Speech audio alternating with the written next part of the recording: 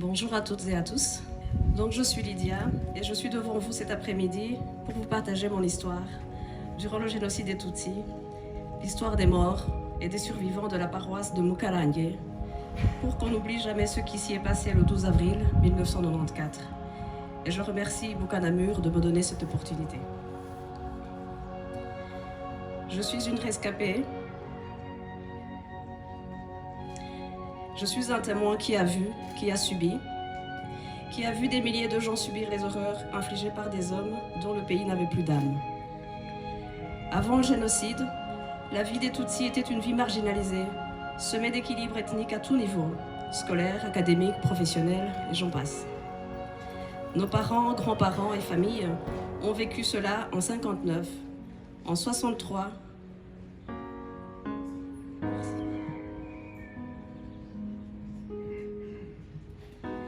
en 73, en 90, pour vivre l'apothéose en 94. Chaque année amenant son lot d'exilés. Nous savons tous que les Tutsis sont parmi les premiers réfugiés politiques de l'Afrique. Donc je suis la fille de mon père. Mon père est Lutagiengwa Oswald. Cet homme qui débarque en Belgique à la fin des années 50. Il fait son bout de chemin à Sartillement à Liège, à l'université, rentre au pays avec des rêves, des connaissances, plein la tête en 63. Pas de chance pour lui, le régime avait changé entre-temps. S'ensuit alors un séjour en prison et une vie pas vraiment comme il l'avait imaginé en rentrant au pays avec un diplôme belge. C'est dans cette vie d'amertume que nous sommes nés. Je suis la dernière d'une fratrie de 4 enfants. Après mes études primaires, et pour les autres en général, pour les garçons, le seul choix possible était les petits séminaires. Et pour les filles, il fallait aller dans des écoles privées ou alors aller étudier à l'étranger. Moi, je fais partie de ceux qui sont partis à l'étranger, donc j'ai fait mes études secondaires à Goma. J'ai 19 ans lors du génocide, en 94. Je viens de terminer mes études secondaires et ma préoccupation du moment est la rentrée académique de septembre 94. Je suis en période de chômage car le système scolaire congolais à l'époque décalait avec le système du Rwanda. Mes 2 frères et ma grande sœur étudient tous les 3 à l'Université nationale de Butare. Ma grand-mère maternelle habitait à Kayonza, à Kibungo dans l'est du Rwanda. C'est une région qui est réputée pour des bananeraies à perte de vue. Les vacances de Pâques, elle voulait absolument qu'on vienne chez elle parce qu'elle avait eu une récolte anormalement bonne de pommes de terre, ce qui était rare dans la région. Donc nous arrivons chez grand-mère le 6 avril 1994. Tous les 4, je vous passe les détails des retrouvailles avec nos cousins.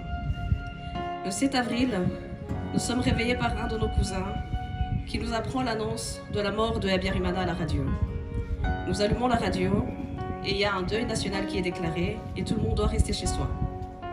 Vers 10h, mon frère, Olivier, il décide d'aller acheter un jeu de cartes pour nous occuper, mais il lui a été impossible d'atteindre le centre commercial, pourtant situé à 100 mètres de chez ma grand-mère. Il y avait des militaires partout et ceci empêchait les gens d'aller plus loin. Commence alors une attente sans savoir ce qu'on attend. Les journées sont longues, les heures sont longues, le couvre-feu est déclaré, interdiction de sortir après 18h. Le 9 avril, une jeune dame qui s'appelle Caritas passe chez ma grand-mère vers 15h. Caritas est une employée de ma grand-mère, elle cultive les champs de ma grand-mère et la collaboration est plutôt bonne et dure depuis longtemps. Elle a toute la confiance de ma grand-mère. Caritas et son équipe ne sont pas des journaliers, ils sont rémunérés à la fin de chaque chantier. Elle a 6 enfants, dont un garçon qui vit à temps plein chez ma grand-mère. En plus des tâches de champ, c'est un homme à tout faire. Caritas arrive donc et demande à ma grand-mère d'être payée, ce qui était étrange puisque le chantier n'était pas terminé. Elle demande aussi à récupérer son fils. Cela intrigue ma grand-mère en disant « Mais comment que ça se fait que le gamin va partir maintenant et que tu demandes ton argent ?» On ne comprend pas trop. Elle esquive la question, elle s'en va avec son fils et son argent. Caritas était au tout. Le 10 avril, c'est un dimanche, je me lève tôt. Je me dis que le parterre devant la maison n'est pas propre et que je passerai bien un coup de balai. Car il va y avoir du passage pour ceux qui vont à la messe. Ceci pour vous dire à quel point, du haut de mes 19 ans, dans un village qui symbolisait la tendresse d'une grand-mère,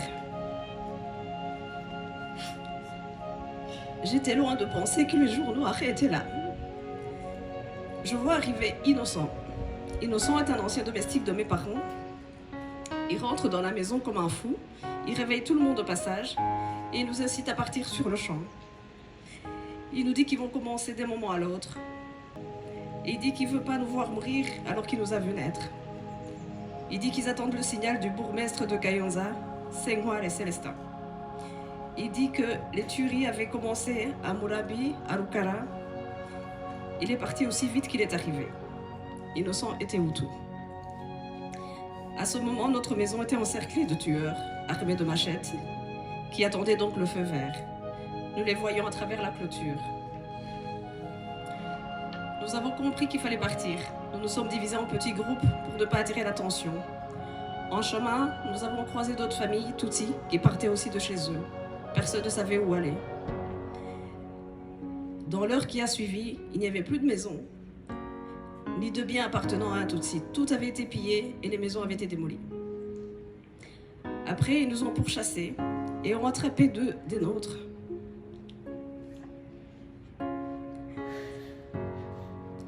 Mon oncle maternel, c'est Nyabuzana,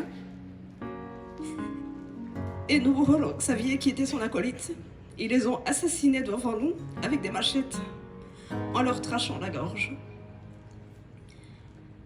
Nous avons continué à errer dans les buissons et nous sommes tombés dans un barrage de militaires qui nous ont dirigés vers la paroisse de Mukarangue. Quand nous arrivons à la paroisse, il y avait un monde fou. Des personnes arrivées de communes avoisinantes, de Murambi du célèbre Gatete Jean-Baptiste, de Kiziguro, de Rukara et d'ailleurs. Voir tout ce monde était effroyable. Nous étions près de 7000 personnes. Les deux prêtres de la paroisse, Padiri Bosco et Padiri Gatari, nous accueillent comme ils peuvent. Ils ont donné l'autorisation d'occuper toutes les pièces du presbytère. Les personnes âgées et des enfants occupaient les salles et le reste de la foule était dans la cour. Le 11 avril, entre 9h et 11h, une attaque extérieure a été lancée sur la paroisse. Ils ont encerclé toute l'enceinte de la paroisse. Les jeunes garçons qui étaient avec nous ont pris les devants. Ils sont sortis et ils les ont attaqués de l'extérieur. Ils se sont affrontés, nous avons lutté contre ces Inérams. On utilisait des bâtons et des pierres. Au bout de 2 heures du combat, on avait pris le dessus. Le 11 avril, le soir, nos deux prêtres ont baptisé, confessé pendant des heures et des heures. Nous sentions tous que nous vivions nos derniers instants, mais qu'on devait malgré tout se défendre. Les hommes ont continué à ramasser des pierres et en veillant les alentours pour éviter toute surprise éventuelle. La nuit du 11 avril, tous les hommes et les jeunes garçons ont veillé jusqu'au petit matin, armés de pierres. Le 12 avril, c'est un mardi. Il est 5h du matin, les hommes rentrent des rondes, épuisés. Nous leur cédons nos places pour qu'ils s'assoupissent. C'est à ce moment-là que la première grenade est lancée dans l'enceinte de la paroisse. Ce sera les premiers tués de la paroisse de Mukarangue.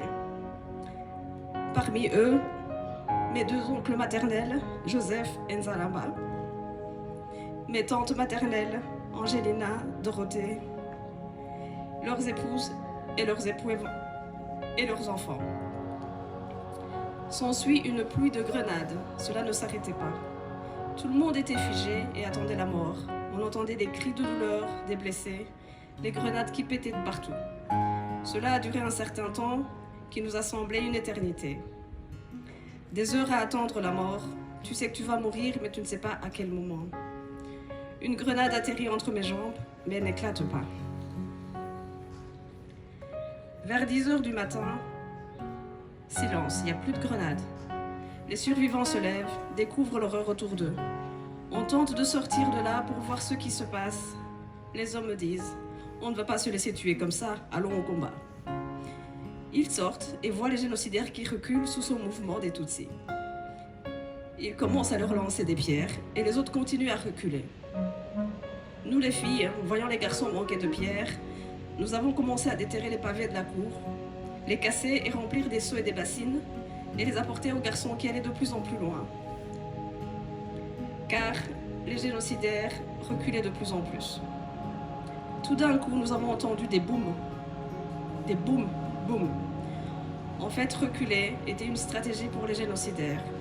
Ils avaient miné le terrain sur lequel ils ont amené les nôtres. Ce sera les deuxièmes tués de la paroisse de Mukalang. Nous avons rebroussé chemin avec nos pierres. Nous sommes tous retournés dans l'enceinte de la paroisse. Plus personne ne parlait. Tout le monde pense que personne ne s'en sortira, mais personne n'ose le dire. Orcel, mon frère, était devant ce combat de lancer de pierre.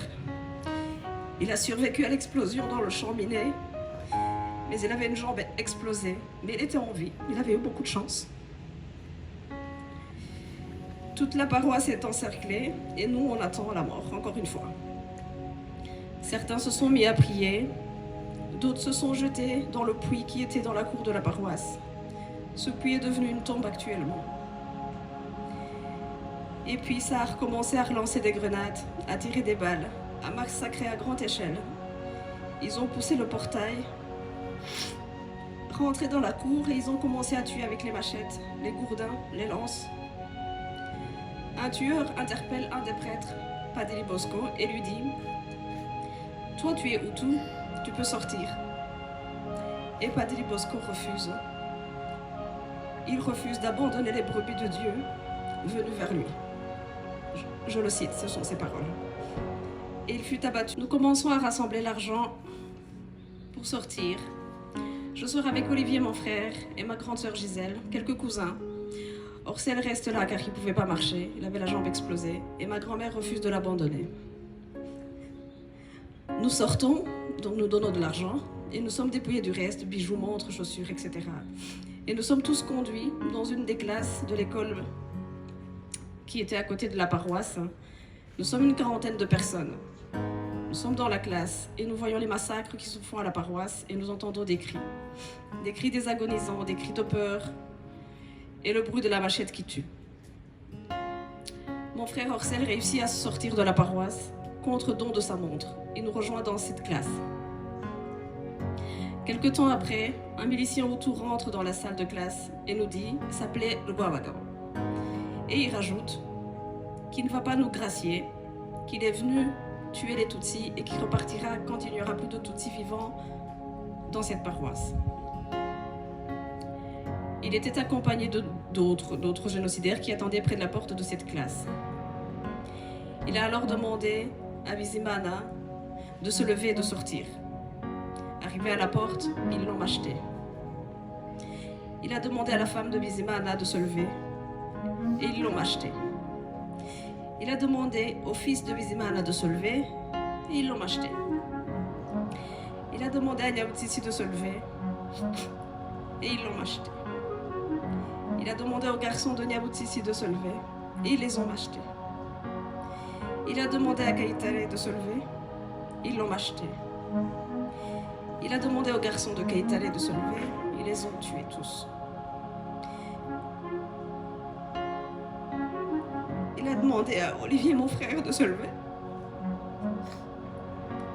Et ils l'ont acheté. Il a demandé à Orcel, mon frère, de se lever. Il s'est levé, clopin, clopant. Et ils l'ont acheté. Et à tant d'autres, tous, un par un, en les narguant, les humiliant, ils les ont achetés devant nous. Pour eux, c'était fini. Et pour nous, les survivants de la paroisse de Mukalang, il commençait l'après. Et cet après à 29 ans aujourd'hui. Ils n'ont pas été au bout des occupants de la salle car la nuit tombait et surtout ils avaient soif et les réserves de bière que le commerçant Kanyangoga fournissait les attendaient. Et puis de toute façon, on n'avait plus nulle part où aller, plus de maison, plus rien et ils pourraient nous tuer plus tard. Après leur départ, nous sommes partis de là et s'en est suivi une semaine de cache-cache dans les buissons, les maisons abandonnées. Le 19 avril, l'armée du FPR nous secourt Ils nous sortent des buissons et nous découvrons les villages tapissés de cadavres, les chiens errants qui s'en nourrissent. Nous avons marché à gare, à peine habillés, affamés, vers un camp déplacé à Gahini. On se pose alors la question de comment on va faire pour survivre à tout ça, alors que les autres ont péri. Comment vivre avec ce sentiment de culpabilité que peuvent avoir certains rescapés. L'absence de nos proches nous rattrape à tout moment de notre vie. Le génocide nous a tout pris. Nous en avons voulu au monde entier, mais cela s'est atténué avec le temps. La douleur, elle, augmente à mesure que les années passent. Il nous manque une partie de nous, mais nous nous devons de vivre, nous le devons à nos morts. Nous ne devons pas permettre à ces génocidaires d'atteindre leur objectif de nous éradiquer. Nous sommes des rescapés du génocide des Tutsis et nous sommes vivants. Je dis nous, car mon histoire n'est pas singulière, elle est semblable à celle des autres rescapés. Je me dis toujours que je me compte parmi les plus chanceux, car l'armée du FPR est arrivée chez nous rapidement par rapport aux autres régions. Dans la famille de mon père, par exemple, à Nyanza, à Butare, ils n'ont pas eu cette chance. La famille de mon père a été assassinée sauvagement le 28 avril à Nyanza. Le Taïsiré, frère de mon père, a été tué avec ses 4 enfants. Les 6 enfants de Ludahunga, frère de mon papa. Luzindaza, frère de mon père également, tué avec sa femme et leurs 4 enfants. Lusumba Sibe, frère de mon père, tué avec sa femme et tous leurs 6 enfants.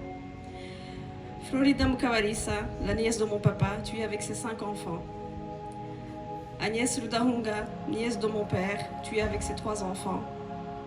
Albert Ludahunga, neveu de mon papa, tué avec sa femme enceinte et leurs 3 enfants, et tant d'autres. Survivre à ce génocide a fait de moi qui je suis. Je n'ai jamais baissé les bras, car les miens me portent tous les jours. Nous nous devons de commémorer, de témoigner, pour que nos morts ne soient pas oubliés. Ils avaient un nom, ils avaient un visage. Nous ne les oublierons jamais. Je vous remercie de m'avoir écouté.